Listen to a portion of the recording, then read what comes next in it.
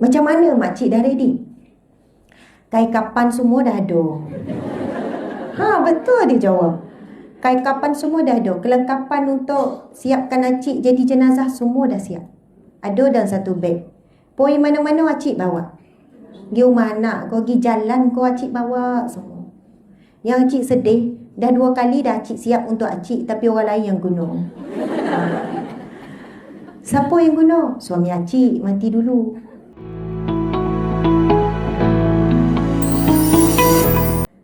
Pasal kematian ni kan, sebut pasal kematian. Saya pernah tanya soalan ni 5 tahun lepas ke 6 tahun lepas. Masa ni bukan saya ceramah berleluasa lagi, dan kuliah kecil-kecil. Ada kat satu kampung. Saya tanya, siapa yang dah bersedia untuk mati?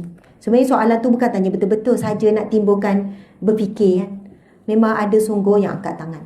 Makcik, seorang makcik angkat tangan. Dia duduk atas kursi roda. Dia datang hadir dekat masjid tu, dan kadang dia memang tak boleh berjalan, dia lumpuh. Tapi ada orang yang hantar, anak dia hantar, dan duduk atas kursi roda. Lepas tu dia angkat tangan. Makcik, kenapa makcik? Makcik dah siap-siap dah ustazah nak mati. Makcik dah ready dah. Bila masa pun insya-Allah. Yakin je. Kita pula yang, makcik faham tak ni makcik? Kan? Yolah ustazah tanya saya mati kan? Yolah cik dah ready dah, orang Negeri 9. Macam mana makcik dah ready? Kain-kapan semua dah ada. Betul dia jawab. Kain-kapan semua dah ada. Kelengkapan untuk siapkan acik jadi jenazah semua dah siap. Ada dalam satu beg.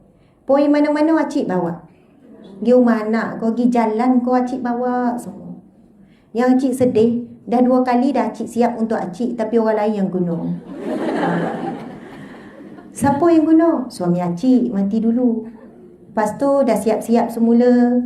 Anak pula yang pergi. Tu cakap orang Nururi kan, yang pergi dulu. Acik buatlah yang baru. Siap dengan duit sekali ada dalam tu. Tak nak nyusahkan orang. Berapa anggaran kos tu, semua ada berlaku dalam tu. Hari-hari ingatkan anak, wasiat-wasiat acik supaya dia orang tak lupa. Yang ni untuk siapa, ini apa. Acik tak nak ada apa-apa terikat dengan manusia, tak nak ni dengan manusia. Acik cuba hari-hari fikir ada lagi tak selesai dengan manusia.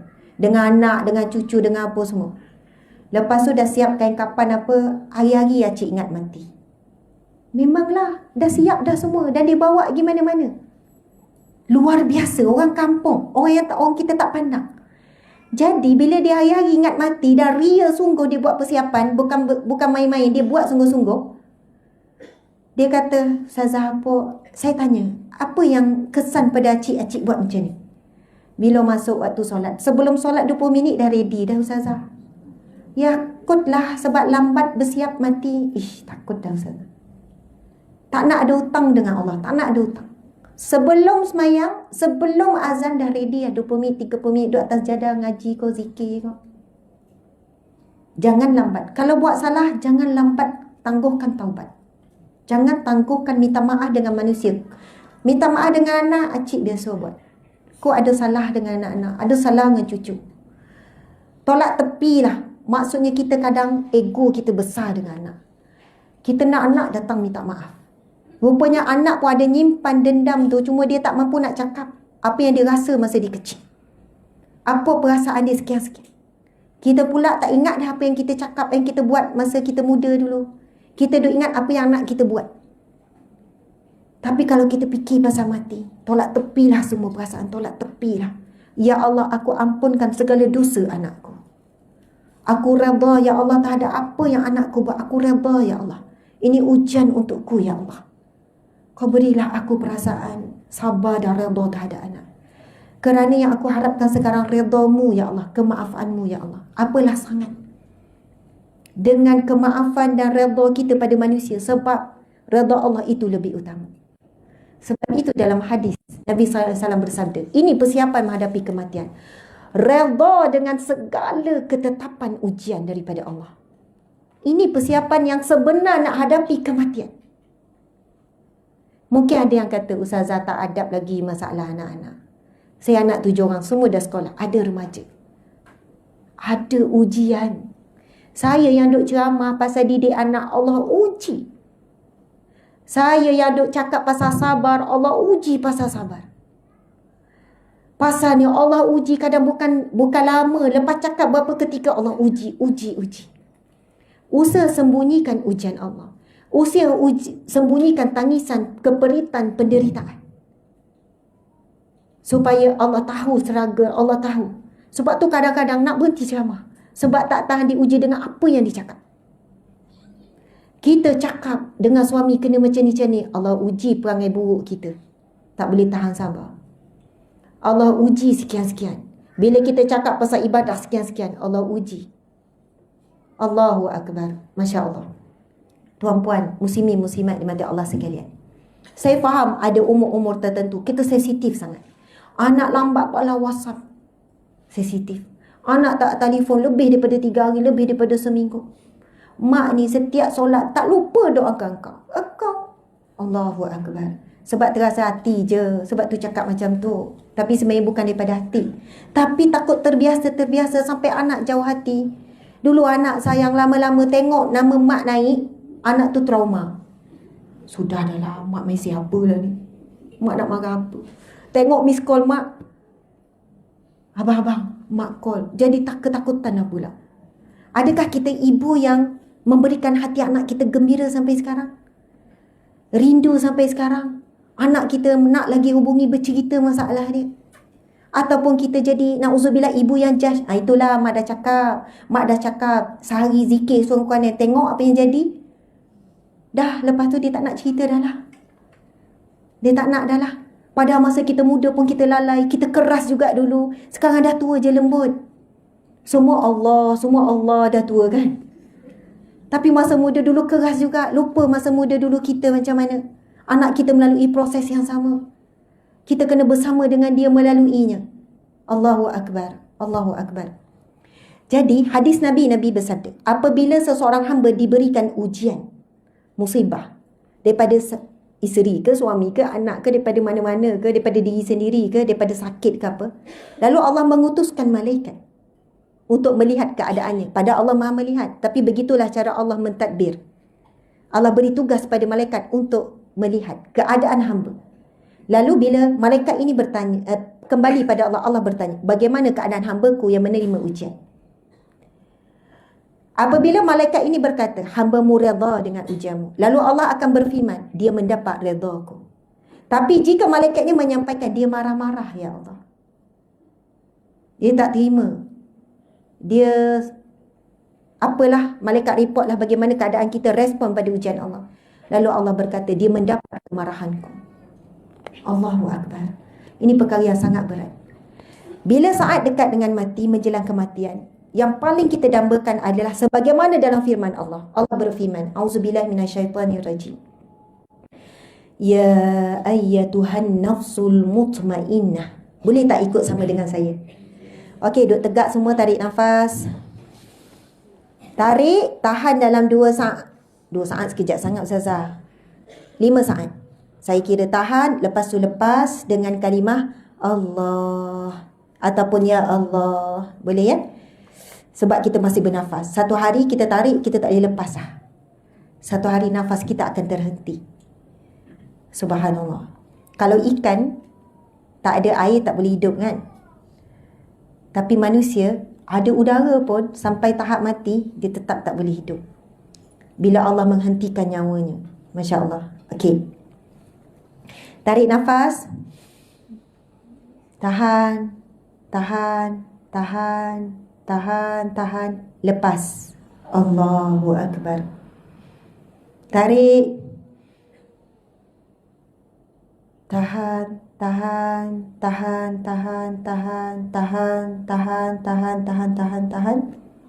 Allahu Akbar. Allahu Akbar. Ini latihan sebelum hembus nafas ni. Sebab kalau tengok orang yang menghembuskan nafas terakhir macam itulah. Dia akan tarik panjang. Boleh lepas lagi. Usaha lagi tarik. Sampai dah tak boleh tarik, tak boleh lepas dah.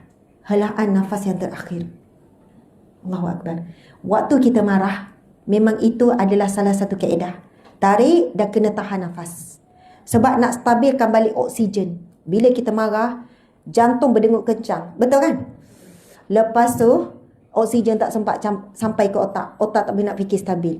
Kita tahan nafas. Tahan. Kan tahan ni, geram ni. Sebab suami tak angkat kain. Hujan turun, dia buat tak tahu ni. Bila tanya, dia cakap, kenapa tak pesan? Aduh, takkan nak pesan lagi dah tua-tua. Tahu hujan angkat lah. Tapi kadang Allah uji macam tu lah kan. Nak marah, tapi kena sabar. Jadi tarik, memang siapa yang buat teknik ni, menahan, itu salah satu kaedah menahan nafas dan menahan sabar. Lepas tu lepas dengan zikir. Allahu Akbar. Tu rasa lain macam. Tu rasa yang bahan-bahan yang api tu, yang mendidih sampai ke otak tadi tu, tu rasa macam, Masya Allah. Kena cuba praktis. Allahu Akbar. Okey. Kita sama-sama baca firman Allah ni. Bismillahirrahmanirrahim. Ya ayyatuhan nafsul mutmainnah. Ya ayyatuhan nafsul mutmainnah.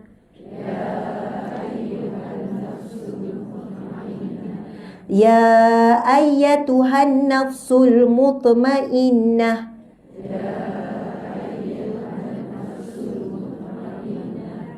Irji'i ila rabbiki radiyatan mardiyah fadkhuli fi ibadi wadkhuli jannati.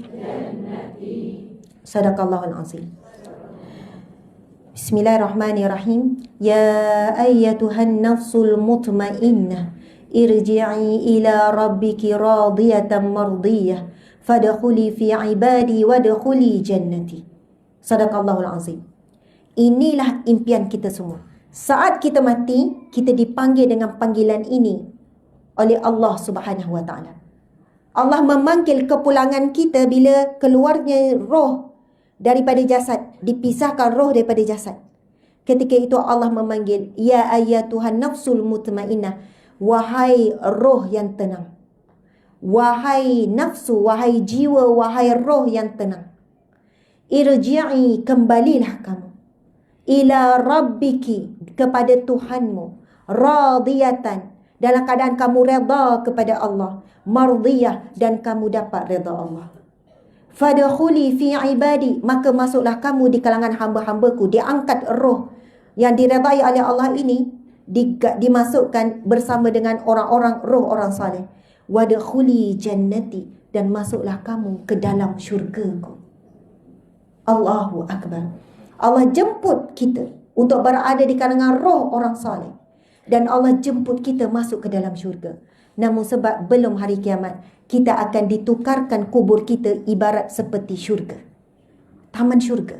Kalau baca yang disusun buku tentang bab kematian alam barzakh oleh Dr. Zulkifli Al-Bakri, jelas gambaran alam barzakh bagi orang-orang yang Allah redha akan dihamparkan dengan permaidani syurga.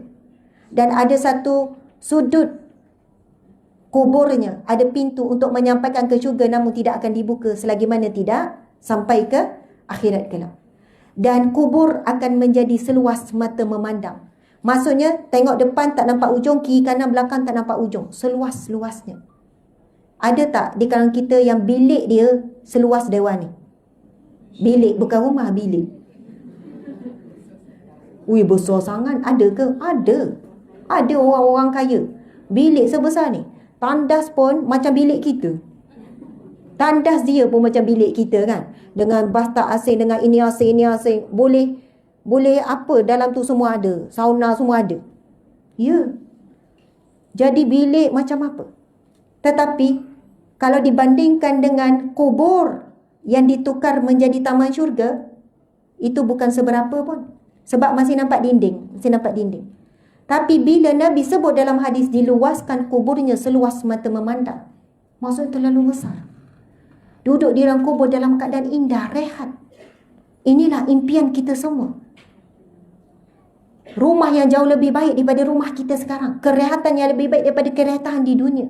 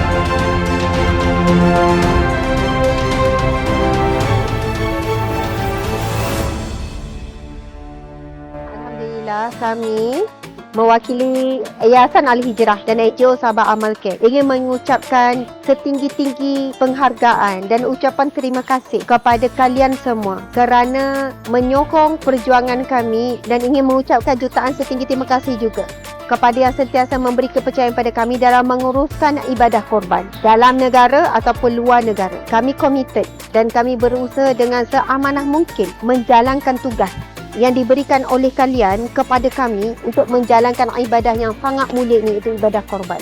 Setiap nama, setiap bahagian yang diberikan, kami akan manfaatkan sebaik mungkin. Kami akan berikan daging-daging itu kepada orang-orang yang benar-benar memerlukan dan layak menerimanya. Jadi, terima kasih tidak terhingga, hanya Allah saja yang akan membalasnya dengan ganjaran yang berganda di dunia dan yang terbaik di sisi Allah, iaitu dengan ganjaran syurga.